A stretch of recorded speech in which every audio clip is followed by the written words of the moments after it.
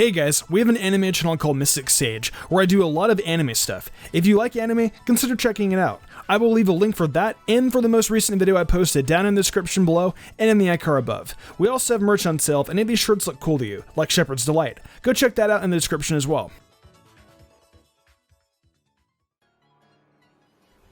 I have touched upon so many best teams in the past for a plethora of different games, but today I'm going to be touching upon something a little different. We're going to build the best legendary and mythical Pokemon team for usage in a competitive environment. Now what this means is we're going to be taking Pokemon with the legendary title and Pokemon for the mythical grouping, and make what I think is a really fun, unique, and interesting team that will help you do your very best in a competitive match against other teams that feature legendaries and mythicals. This team will consist of some Pokemon you may expect to be here, and some you may not. I thought that also mixing in legendaries and mythicals on one team would be a lot more fun because we have a lot more diversity to pick from. So yeah, this is also a new approach I plan on taking from the Best Team series. I hope you guys enjoyed this team. With all that out of the way though, let's get into this legendary team.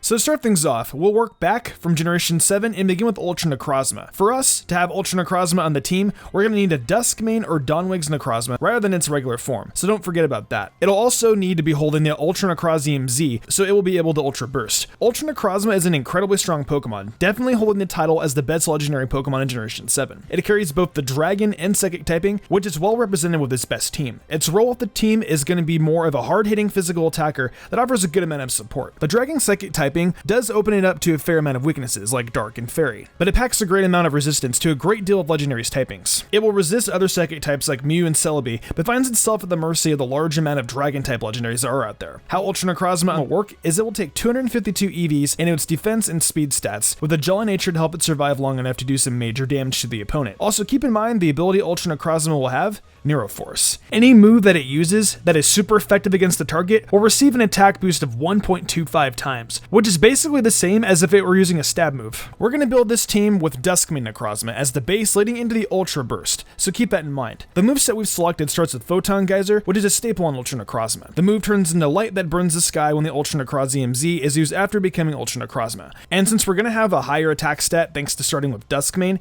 it will be a physical type move. Light that burns the sky ignores all abilities that would affect the successive damage of it, which is a huge plus. Naturally, it can only be used once since it's a Z move, but I just could not build this moveset without including Photon Geyser on its own. It's still good on its own, mind you. You're going to have access to it normally throughout the battle after using the Z move, and it does the same thing in regards to being a physical attack and ignoring abilities messing with its damage and success. It's a Psychic type move too, which gives us the stab we're looking for in one of the typings. The next move I choose was to help cover the other typing, Dragon. We've got Outrage here, which is a classic hard-hitting physical move that will hit ridiculously hard. It's here to help deal for the other Dragon type legendaries Ultra Necrozma will definitely need to confront. With the max EVs and speed, it's going to be a fast Pokemon to begin with, and not many Dragon type Pokemon will be able to tank its Outrage. While I understand that it is a move that locks you in and will eventually confuse you, it's worth it when it comes to taking on an opponent's Mega Latios or Latias, for example. Now that we've talked about attacking moves, let's get into the support of this Pokemon. I gave it Stealth Rock and Thunder Wave to round out the moveset, and that's with the idea that we're going to lead with Ultra Necrozma. Starting off a battle, you can Ultra Burst immediately and pump out a Stealth Rock to help set the tone for a battle. And then from there, depending on what the opponent's lead is, you can either hit it hard with Photon Geyser / Light that burns the sky, or nicely done Outrage. Alternatively, of course, you can quickly switch out Ultra Necrozma and get started with something else. Thunder Wave is just there to help make sure Ultra Necrozma outspeeds whatever it is facing, and also gives you a chance at paralysis. When you're going against other legendary Pokemon, you're going to want to take what you can get when it comes to status elements. That moveset, together along with the state spread we've set up Ultra Necrozma to have,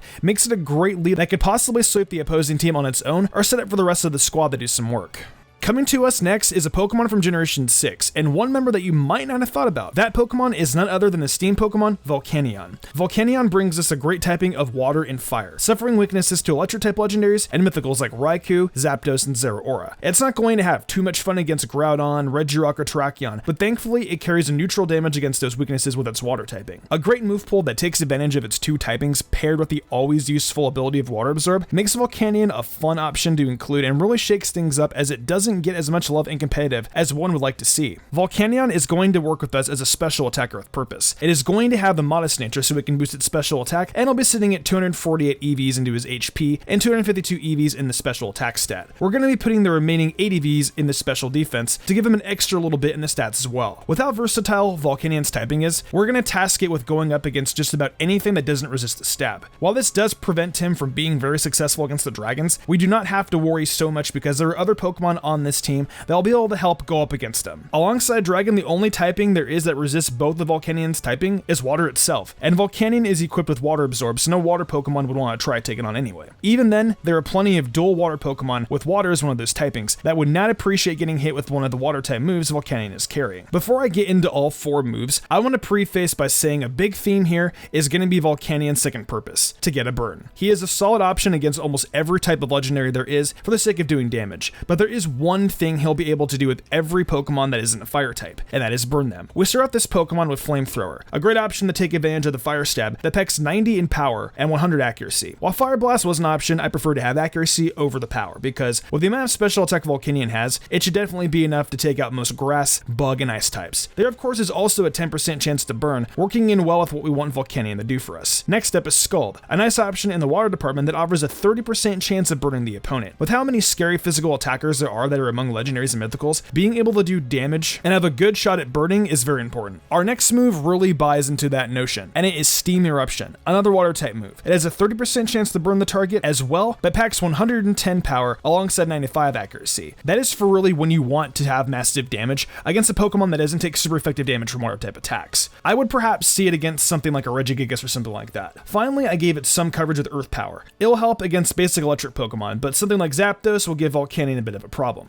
until its item comes into use. I have equipped Volcanion with an Assault Vest, giving his special defense a 1.5 increase at the sacrifice of non-damaging moves. Thankfully to us, we aren't going to be carrying any moves like that. Volcanion should be able to take a Thunderbolt from a Zapdos and either hit back or get out of the battle before completely being taken out. Our third Pokemon comes from the 5th generation of games, and is Genesect. Boasting a very interesting dual typing of Steel and Bug, this Team Plasma modified Pokemon is going to give us a speedy physical glass cannon to work with. Admittedly, Genesect is probably the most flexible Pokemon on this team, but I really wanted to be different with this while still maintaining a best team standard, so I decided to take it on as a member. We're going to be using Genesect as one of our big hitting physical attackers in the same vein as Ultra Necrozma, just without the support aspect. The purpose of Genesect is to just hit as hard as it can to deal with usually neutral damage to a lot of legendaries, but with a real focus on the psychic types. It can handle any purely psychic type Pokemon and really destroy something like Celebi with a bug type move. Its steel typing opens it up to a wide variety of defenses and also gives us an important weapon against the few fairy type legendaries there are. Look at things this way. There are 31 fully evolved legendaries and mythicals combined that have the dragon and psychic typing, both of which are resisted by Genesect's steel typing. We're going to be giving Genesect the Jelly nature to bring his speed up and pump him up of 252 EVs in attack and in speed. Its abilities download, and upon switch in, it will receive a 1-stage boost to its attack or special attack depending on whichever defense is lower on the target Pokemon. Remember,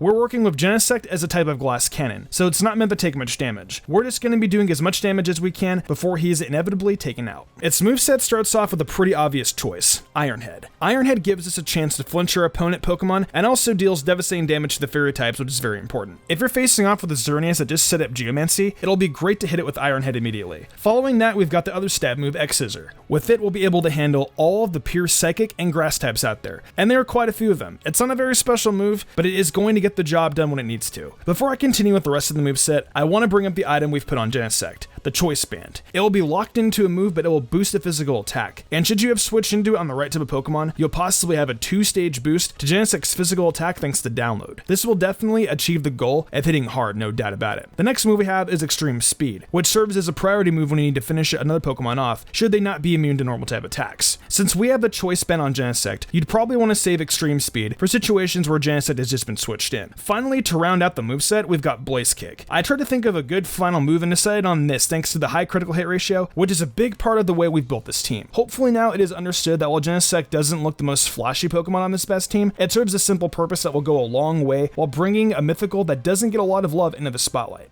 Our fourth Pokemon comes from Generation 4, and that is Darkrai, a solely dark type as its name suggests. Darkrai is going to play a fun role in our team. Well, if your definition of fun is hoping you can put a Pokemon to sleep and slowly eat away at its dreams, then yeah, very fun. Darkrai is yet another mythical Pokemon and is all about consuming the dreams of whatever Pokemon is asleep within the vicinity. Darkrai's dark typing gives it a few resistances, but also a few weaknesses. Bug types, fighting types, and fairy types do super effective damage to it, but the amount of legendaries and mythicals that are carrying those types aren't enough to make me worry about Darkrai's place on this team. Harkening back to what we discussed with Genesect Steel typing and his resistance to Psychic type, Darkrai is flat out immune to it. That's a big deal. And with the ability to hit back at Psychic types, he really shuts down a great amount of mythicals and legendaries. When it comes to his stats, Darkrai is going to be like a few of our other Pokemon, and he is going to have the Timid nature, really boosting his speed up. He will have 252 EVs in speed and special attack, setting him up as a Pokemon that will act as both a strong special attacker and residual damage dealer. Our moveset will immediately open up with Hypnosis, trying to take advantage of Darkrai's ability Bad Dreams. Bad Dreams deals damage equal to 1/8 of the target's HP, helping Darkrai supply the residual damage we just mentioned. Now our item we'll be using is the Wide Lens, which provides a 1.1 times boost to the accuracy of Darkrai's moves. This helps out a little bit with Hypnosis's 60% accuracy, getting us in position to keep dealing damage. Next up is some Stab with Dark Pulse, an opportunity to flinch on the line whenever the move hits. Also in a triple battle situation, it will hit non-adjacent Pokemon, which will definitely come in handy. Sludge Bomb is next and provides the always helpful attack against fairy types, with a 30% chance to poison the target as well. Finally, we have a move that I can guarantee none of you are thinking about throwing on Darkrai. But since this is a best team, I've got to look deep into what a Pokemon offers to work alongside all the other factors, and I came up with this move. We're going to rock out with Spatial Rend, the signature move of Palkia. With the Wide Lens, we're going to put its accuracy over 100% and have a high crit chance dragon move to work out when we want to face off against other dragons without risking our own dragon types. The move carries out 100 base power and can deal super crazy damage to just about anything that doesn't resist dragon type moves. As long as the usage of Hypnosis comes together the way it should, Darkrai is a dark horse for MVP of this best team.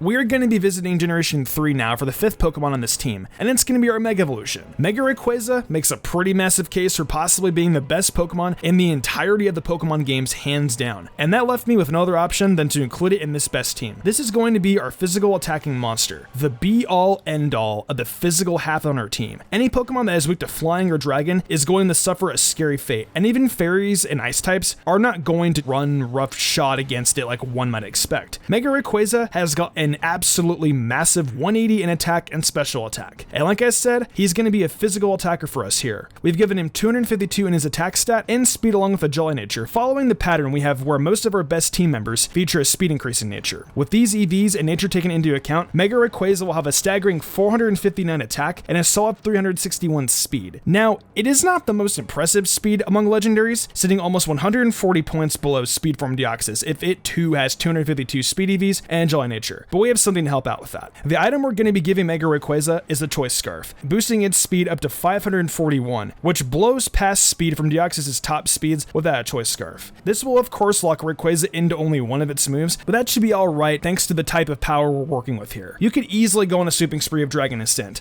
though you'll risk bringing down your special defense and defense every time it gets used. The move is definitely Rayquaza's best, and there lacks many legendary and mythical Pokemon that resist a flying type anyways. If that isn't the best option for you, there's also Waterfall. I decided on Waterfall because, once again, the chance to flinch was just too great to pass up. A strong water type move and the opportunity to skip an opponent's turn is a great combo. Followed by that is V-Create, the teeny signature move. It lowers the defense, special defense, and speed of Rayquaza when it lands, so you'll really want to use it when you have no choice and need something to take out an ice type. Finally, we've got Iron Head, which is pretty much there for fairy type Pokemon. As you can probably tell with this moveset, we have something to handle every weakness Rayquaza has, except for the dragon type. Though as we set up earlier, Darkrai has a strong dragon type attack move to work with, and we also have Ultra Necrozma. Rayquaza is incredibly strong, and the minute he comes out, the chance to sweep of Dragon Ascent is always a threat to any team of legendaries. Unless of course a team was built specifically to counter Rayquaza, in which case they have to contend with the final Pokemon on this team.